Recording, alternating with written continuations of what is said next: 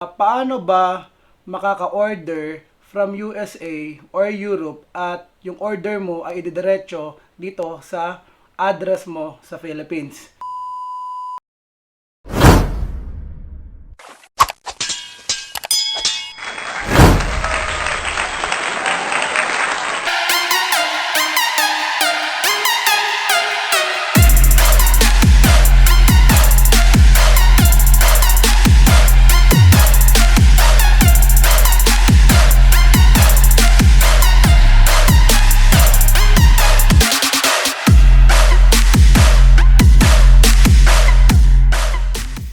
What's up mga Astig? So, nandito naman tayo ngayon sa isang episode ng Astig TV. And for today, paano ba makaka-order from USA or Europe at yung order mo ay ididiretso dito sa address mo sa Philippines? So, tuturuan ko kayo kung paano yung ginagawa ko. But before that, so, as you can see, I'm wearing a violet or purple t-shirt. So, ito ay may kinalaman sa celebration ng Women's Month or Buwan ng Kababaihan. So, March is Women's Month and saludo sa lahat ng mga kababaihan. And shoutout sa tatlong pinakamahalagang babae sa buhay ko. Of course, si Honey, yung daughter ko si Eri at ang nanay ko si Bubang. So yun, diretso na tayo sa aking topic for today. So paano nga ba makaka-order from USA or Europe at ididiretso ito sa mismong address mo dito sa Philippines?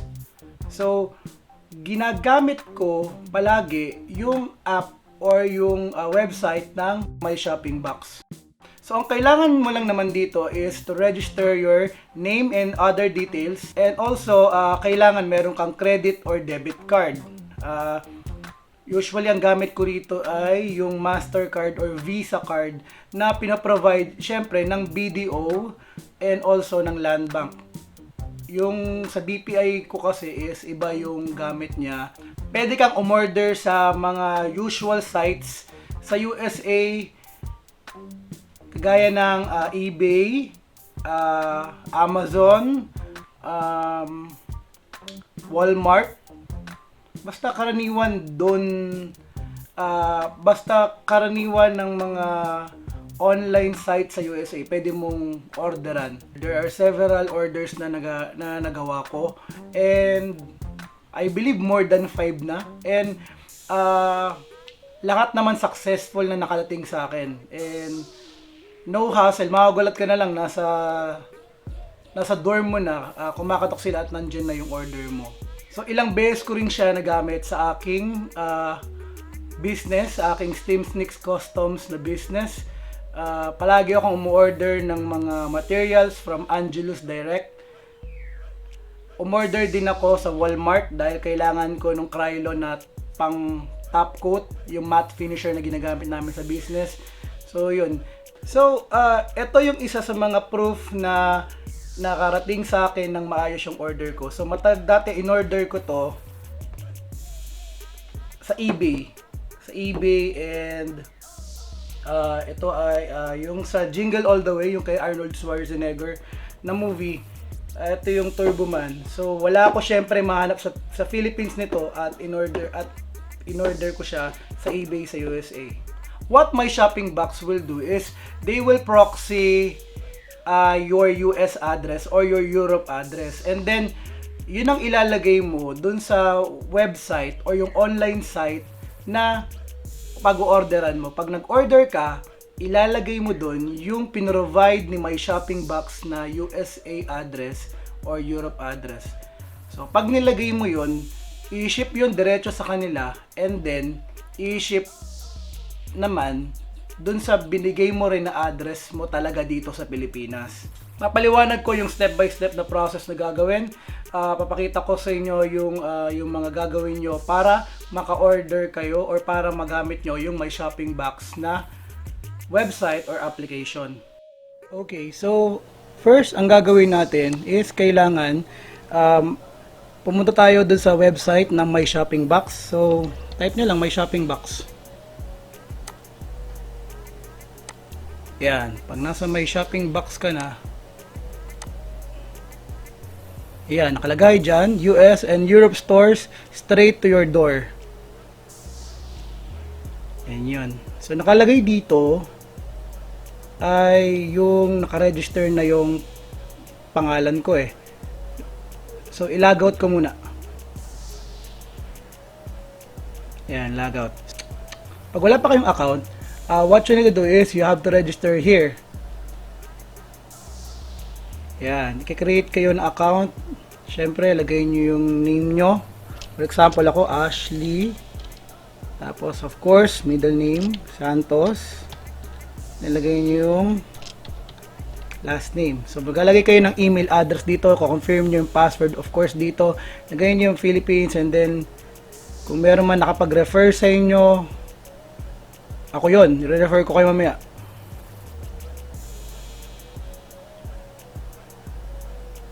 Okay? So, kapag nakapag-register na kayo dyan, yung mga unang details nyo, maglalagay din kayo ng ibang details about your address dito sa Philippines. So, ito, login ko na. Basta madali lang mag-register. Pagkatapos nyo mag-register, actually, bibigyan kayo ni My Shopping Box ng sarili nyong address. So, ito yung binigay na address sa akin. So, sa USA, yan yung nakalagay. Pwede ka rin umorder actually sa Europe. Ito yung gagamitin mo. Although, hindi ko pa siya natatry. So, makikita nyo, you don't have any packages pending for shipping and payment yet. Magpapadala ng email yung My Shopping Box na meron nang dumating kayo na order. So, kailangan natin mag-wait muna para malaman natin.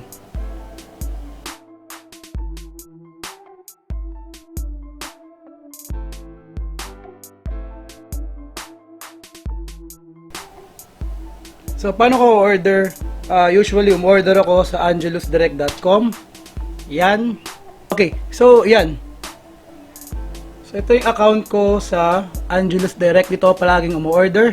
And ito yung last na in-order ko noong February 21. Yan.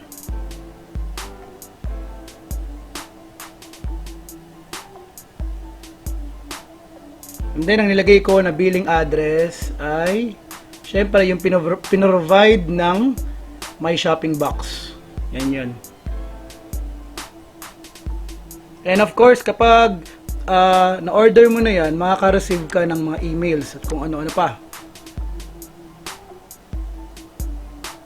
Tingnan natin yung email. Tingnan natin yung email. So, ito. Confirm order. So, yun. Pag naka-order ka na, makakakuha ka ng confirmation na na-order mo na. So, ito yung mga in-order ko.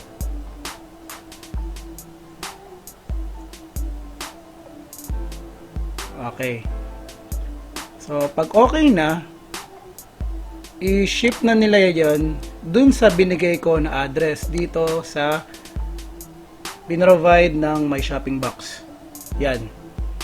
And after that, hintayin lang natin, mga ilang araw lang darating yun. Ito mo yan. Ito yun, pine-prepare na for shipment.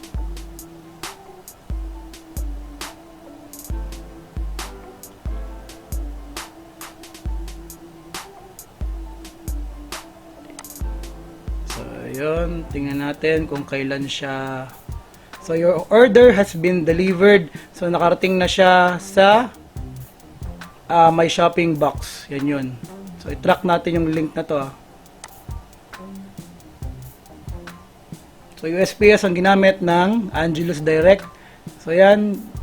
Diniretso na siya sa My Shopping Box na address.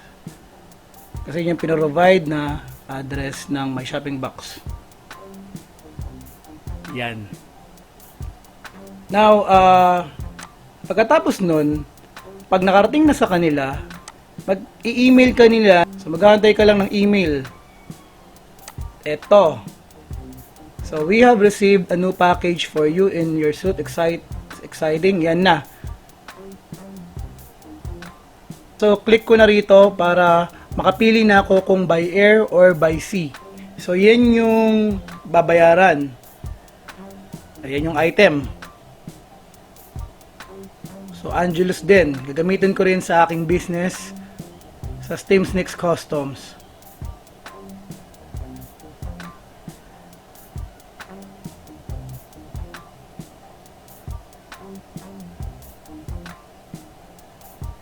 So, ayan. Pwede kayo mamili kung by air, almost $30, or by sea, almost $15. So, sila na yung mismong automatic na nagko-compute niyan kung magkano base sa bigat at sukat nung in-order mo. Yan yung billing address, of course, yung address mo mismo sa Philippines, kung saan i-deliver mismo yung package mo. So, yun yung mga in-order ko. Ang gagamitin ko ay, of course, syempre ang BDO. Yan, ilang beses ko na ginamit ang BDO para magbayad ng order ko online. And of course, makikita nyo dyan, nakalagay dyan, 10% off pag galing US. Kapag iba, walang 10%. Mag-redirect na yan sa PesaPay. Yan yung sa PesaPay. Okay, so continue. So yon, dapat ilalagay dyan. So lalagay ko yung card number ko. Yung sa debit card number ko. And of course, tinakpan ko siya for security purpose. Ilalagay yung expiration date. And of course, yung pangalan ko, verification number, and nilagay ko rin yung email address ko para masend sa akin yung confirmation. Okay.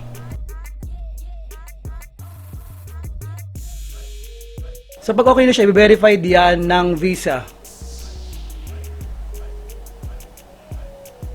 So pag okay na, ayan, yung payment mo. Okay, so yan, lagay ko na yung OTP or one-time PIN.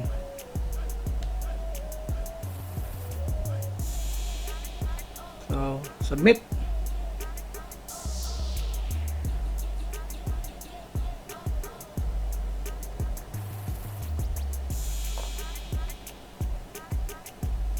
So, yun, successful na. Thank you, your checkout was successful. So, sabihin, nabayaran ko na siya.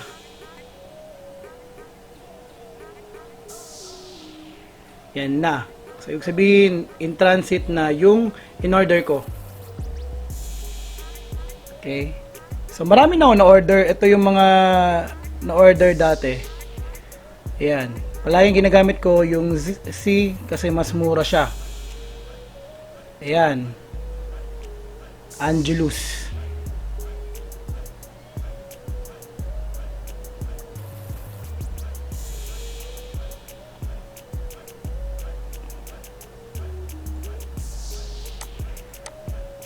Hanapin ko yung isa pa. So, ito pa. Ito ay Angelus din. Ayan, makikita nyo dyan sa lahat yan ginagamit ko para sa business ko na Steam Sneaks Customs. Kasi nagka-custom kami ng mga sapatos. Usually mga Jordans.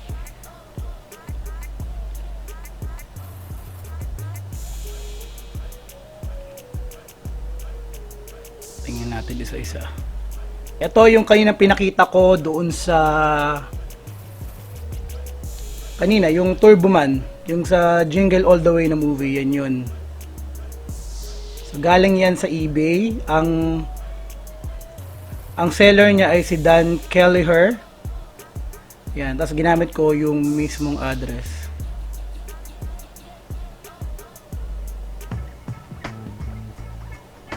So ito yung referral code na sana if ever man na mag-order kayo, please use my referral code. Yan yun, CRUAQDRG. Yan. Pag ginamit nyo yan, meron kayong discount and of course, makakakuha rin ako ng siguro mga incentives. So paano ba to? How does my shopping box work? Tingnan natin, yan, nandyan, yan yun. Kagaya ng sinasabi ko kanina, maglalagay ka lang ng details mo at sila yung magpo-provide ng address at yun ang ilalagay mo kapag pag ipapaship na doon sa USA or Europe. Yung binigay na address nila.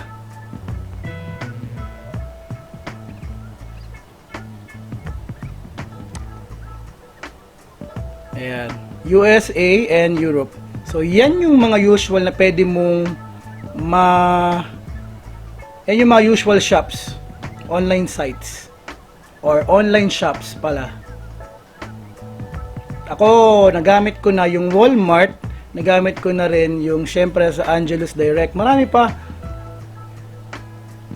Almost all yata ng online or online shops, online sites ito Walmart. Yan, nagamit ko. Yan ang pinakauna-una kong ginamit. Shop abroad, ship to Philippines. So, ang laking-laking tulong niya sa akin. So, magkano ba ang presyo? Tingnan natin dito. Yan. So, kayo na yung bahalang mag-compute kung gaano kalaki ba yung box na... Pero sila yung usual... Automatically, pag nakarating sa kanila, i-compute na nila yung kung gaano kabigat, kung gaano ba yung sukat ng box na na-receive nila. So makikita nyo, ito yung pala yung ginagamit, ship, freight. Medyo matagal pero mas mura. Ang laking mura niya, promise. Kasi palagi siyang doble or minsan triple nitong mga air freight. Eh hindi naman ako nagmamadali. So yun mga astig, sana marami kayong natutunan sa mga tinuro ko ngayon. And as always, please like, comment, share, and subscribe, and hit that bell button para ma-notify and updated kayo sa mga next videos ko. So again, this is Ash for Ashtig TV. Always be Astig.